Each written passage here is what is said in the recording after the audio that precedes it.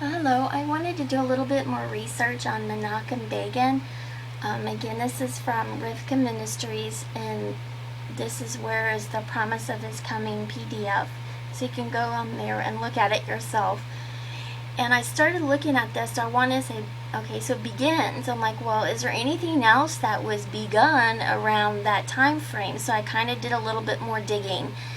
And here it is, that decree that went forth June 28th, 1967, that Jerusalem is one city, indivisible, the capital of the state of Israel.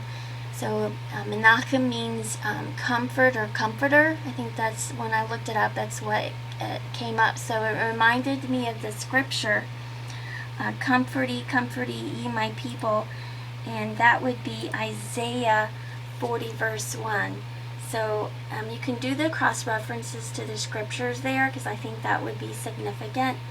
Now, as I researched this Camp David Accords, so I wanted to look it up, because I don't, I was little then. I was a child. I didn't really understand any of this stuff. So it talked about a framework for the conclusion of a peace treaty between Egypt and Israel, led directly to the 1979 Egypt-Israel peace treaty. So I kept going through this, and this Resolution 242 kept coming up. I'm like, well, I don't understand. Okay, it sounds like this was already in place, so they keep referring back to it. And we know that Anwar Sadat was assassinated, also Rabin. So, I mean, something was really bad about this. Why did they kill these men? So, implementation of Resolution 242, and then it added 338. So here is Menachem Begin, Carter, and Sadat at Camp David, 1978. Now, in the early part of the 90s, I had a dream that it's not posted, but I'll tell you about it, that I was in a military complex, and there were high-ranking officers around, and I mean their lapels were full of brass. They were in dark blue suits, military uniforms, dress uniforms, and just, they were all over the place. And I watched a screen, and on the screen was a landmass, and I saw it, and I felt it, and I heard it split right down the middle of it. Now, as I went through this, I thought it was interesting. People have had dreams about these chess boards, and here Begin and this man is playing chess at Camp David. I put begin chess game, and here's a bigger picture of that, and I guess there was something like, I don't know, some kind of scene or the thing with a chess game. But here he is playing chess. Begin chess game.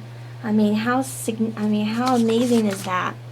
So again, it's talking about the framework itself consists of 3 parts. So Resolution 242, and then I go through this and I read the history of it. I mean, you can do this as on Wikipedia, and then I take it and I started reading the Oslo Accords. So this was around in the early 90s.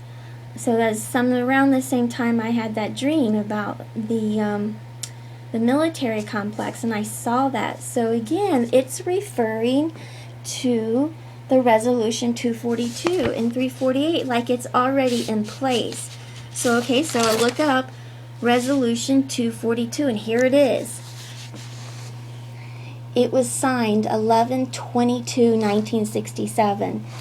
And then here is 11/22/1967, and it has 15 voted for, none voted against it, none abstained. It was unanimously approved. China, France, UK, United States, Soviet Union, and then Argentina, Brazil, Bulgaria, Canada, Denmark, Ethiopia, India, Japan, Mali, and Nigeria.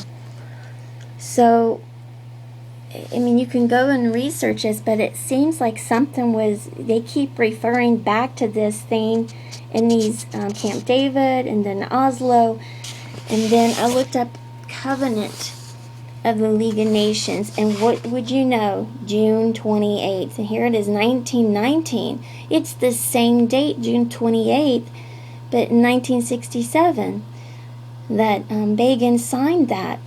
So, I mean, there's some really significant connections with this, and you can do the math with this, but it seems like something's already in place, and maybe that's that scripture. He will reaffirm a covenant. I don't know, just brainstorming, but wanted to get this out there. Shalom.